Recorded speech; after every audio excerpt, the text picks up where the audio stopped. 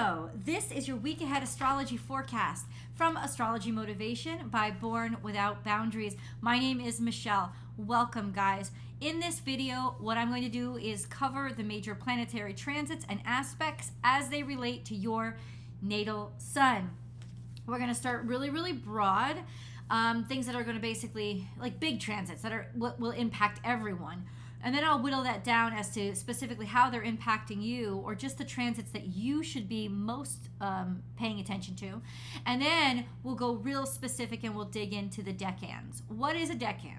A decan is a group of 10 degrees. And because all zodiac signs are each 30 degrees, there are 3 decans in every zodiac sign. So if your natal sun falls between 0 and 9 degrees Leo, you are decan 1.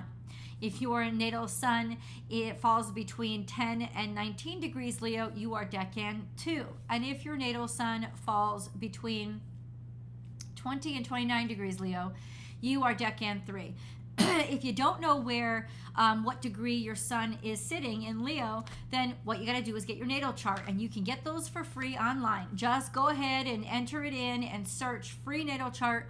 All you'll need is your birth date, the birth time, and the birth location, and you'll get the full rundown of your natal chart all for free. A lot of websites do it, so it's not going to be very difficult to do that.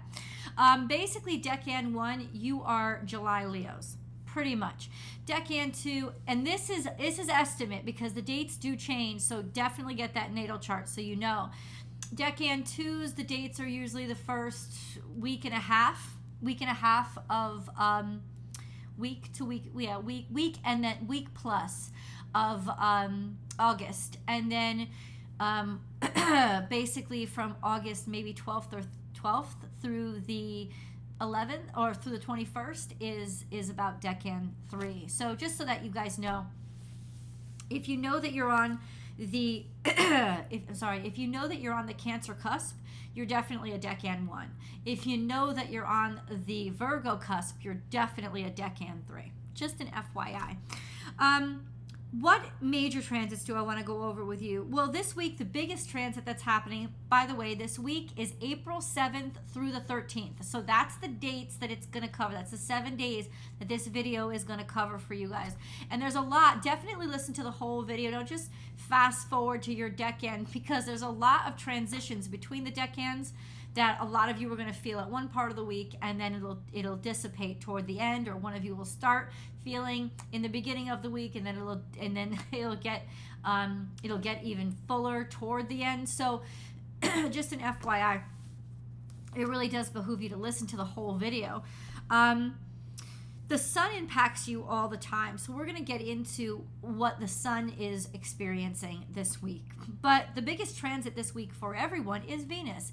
Venus is transiting from Taurus, her home, her domicile, into Gemini, and that's a big change. So when it comes to relationships, I would say for the next few weeks, don't really expect anything deep. The way to romance, even if you are in a relationship already, is words, talking. It's not about promises. It's about intellect and keeping somebody's interest and digging in and learning about them, about other things with them. It's all about how do you get educated, maybe going out and socializing and meeting other people with them. I'm not talking about anything kinky. I'm really just talking about intellectual, having conversations and making friends. This is a great time, if you're in a long-term relationship, to dig down into the friendship aspect of your relationship, to really work on strengthening that.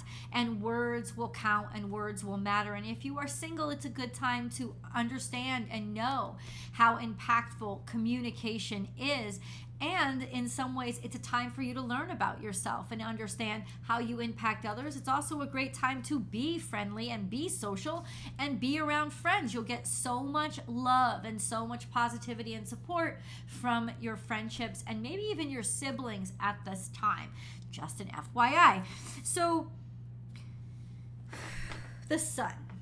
The sun is in Aries, and it will be in Aries all week. It begins at the end of the second decan of Aries, and then it moves into the third decan of Aries. So those of you who are born pretty much between maybe say the 8th or 9th and say the 14th, are the ones that I'm really talking to when it comes to the sun being trine to your natal sun all week long. But we'll get into that. The sun itself is going to move between 17 degrees and 23 degrees Aries. It is all week long conjunct to Chiron and Jupiter. So it's not just the sun, because it has the energies of Jupiter and Chiron. Now, the sun conjunct Chiron by itself is all about purpose, like gaining life purpose through the experiences, the tough experiences that you've gone through. So if you start rehashing, or you've already started rehashing, troublesome experiences, painful experiences, even physical pain, especially because Chiron is an Aries, so it could absolutely be physical pain that you've gone through. This is the time when you start to be inspired by it and create a purpose because of it. Be inspired to purpose because of the suffering and pain that you've been through in whatever context that you've gone through, emotional, physical, whatever it is. Now, the sun conjunct Jupiter is all about expansion and growth and really having high hopes and seeing yourself in the best capacity, but it's also big-headed. So you can be really overestimate your value when the sun is conjunct Jupiter, but not when it's conjunct Chiron too, because there's a humility that Chiron brings. And so I love the three of them together, because there's a sense of, with the three of them together, finding purpose and opportunity to expand because of the suffering, struggles, and pain that you've been through. So this is actually a fantastic time for growth and development. And since it is trine to those of you with the birth dates I gave, I'm estimating now between like the 9th of August and the 14th of August, especially for you guys, you have that trine to these conjunctions, or the sun as it's conjunct these two other planetary bodies.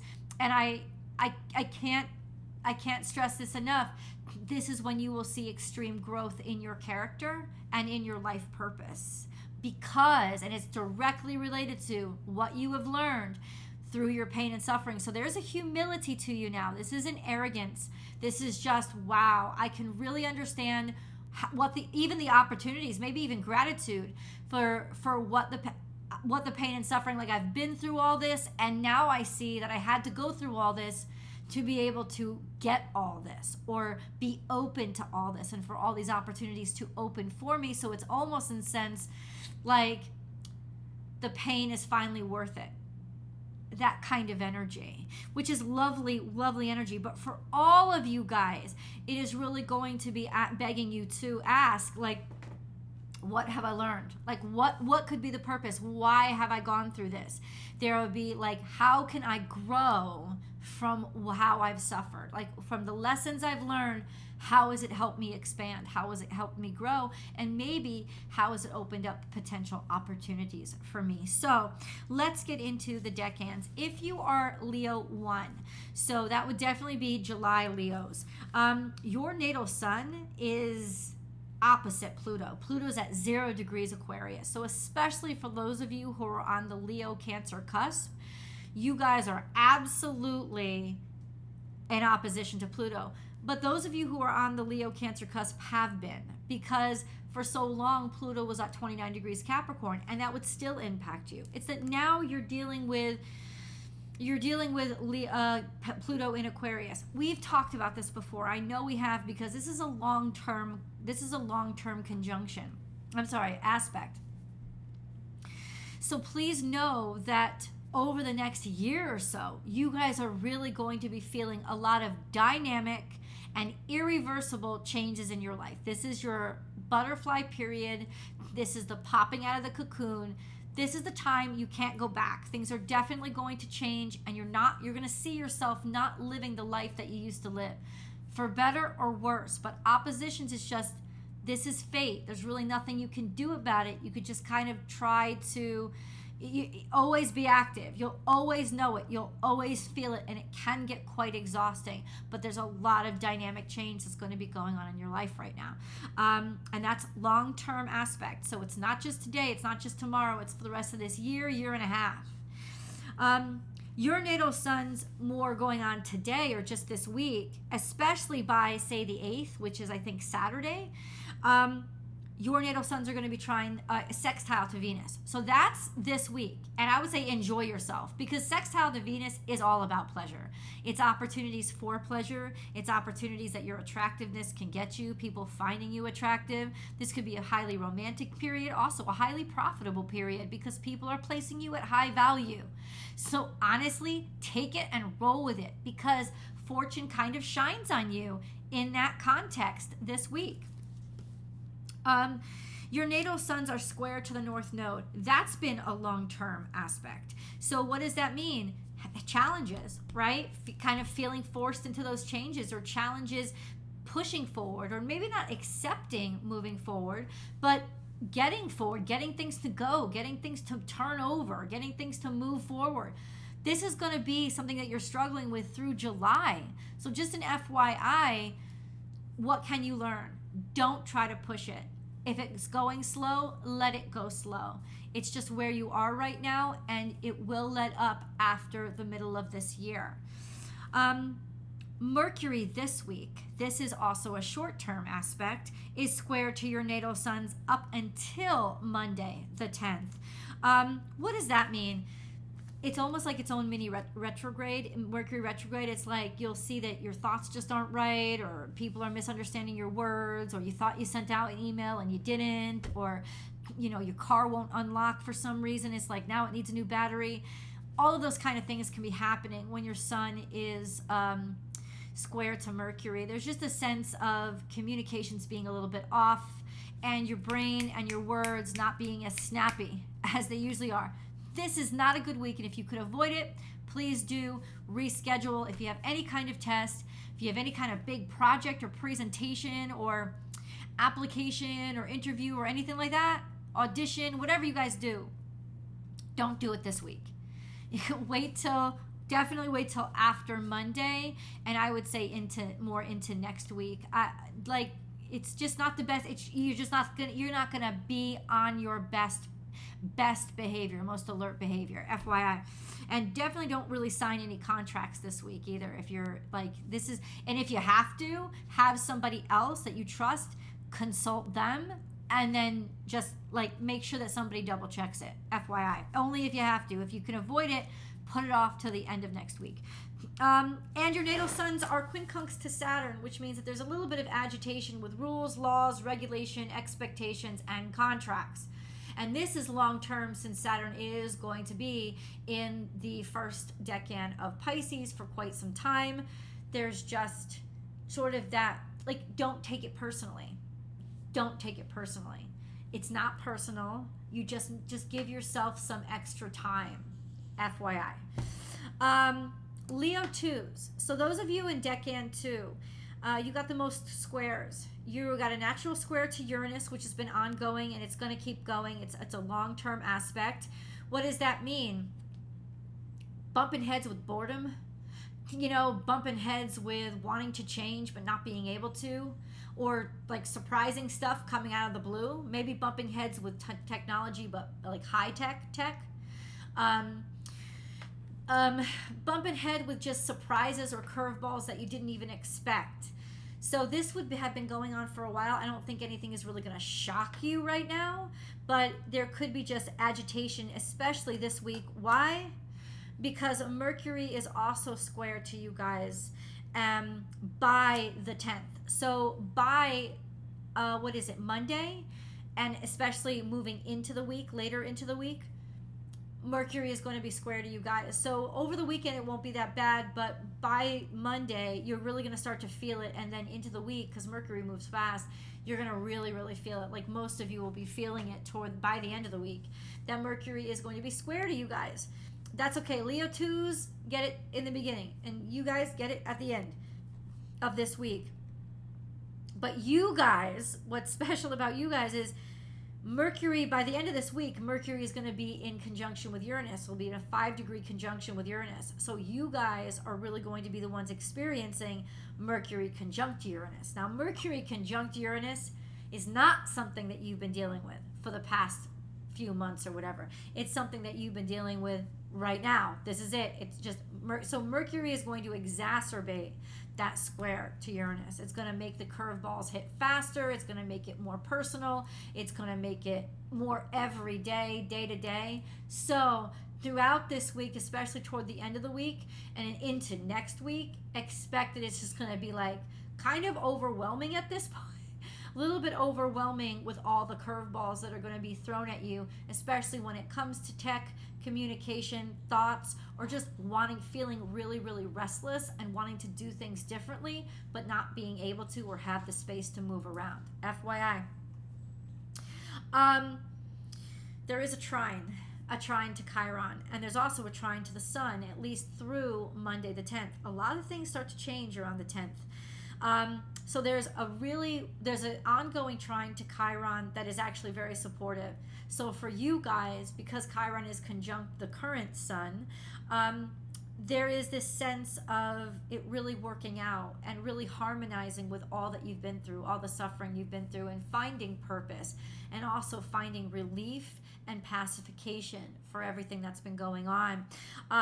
Trine the sun, especially trine the sun conjunct Chiron, there's just a sense of really finding your purpose and finding your stride and being able to settle things down and actually neutralize them a little bit in terms of the pain not being so painful anymore, and turning the corner into it being more purposeful than painful. So this is actually a very healing time for you guys in that respect, though in other respects, and it could be exacerbating the fact that now that I'm tranquil with what I've been through, I'm ready for change, but you've got all that challenge with the squares to Chiron and Mercury.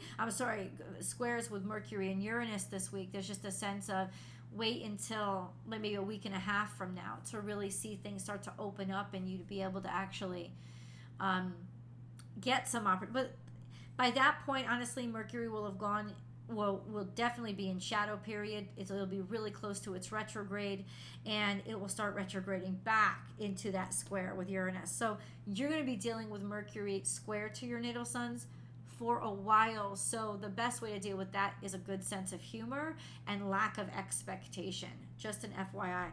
But we'll get deeper into that when it's happening. Leo 3s. So for those of you born toward the end of Leo season, you guys, your natal sun is in opposition to Saturn, and that is a long-term aspect. There's just a sense of conflict when it comes to rules, laws, obligations. Like, things can come up. It doesn't all have to be bad, but there's just a sense of constantly feeling like you're on the grind, or like somebody's breathing over your shoulder, dealing with authority figures, dealing with your father figure, always dealing with it. There's always issues that are arising. They don't have to be bad. They can be actually quite productive, but you just don't ever get a break from it all. FYI. And then we have a square to Venus, especially by Saturday the 8th. You guys are going to start to feel, as Venus moves into Gemini, that you are in a natural square to Venus. So what does that mean? For you guys, this could be dissonance. This could be finances being stuck, or some sort of dissonance when it comes to your own sense of value, your own sense of self-worth, right? Your own sense of beauty, not liking your hair, wanting to change it but not knowing what to do with it. All of those different kind of things, like starting to frustrate you, or the new furniture doesn't look right to you anymore, but you can't get the financing for new furniture. It's that kind of stuff that's going to be kind of irritating and challenging. And just take a breath, count to 10, and these challenges can actually turn into opportunities if you face them, especially opportunities for growth in terms of learning, since Venus is in Gemini now. Your suns are in a quincunx to Neptune. That is absolutely long-term aspect. It's been happening for a while. Neptune's getting deeper now. It's at 26 degrees Pisces, so it's probably going to impact more of you. Except in more of you, not just the earliest decant 3s.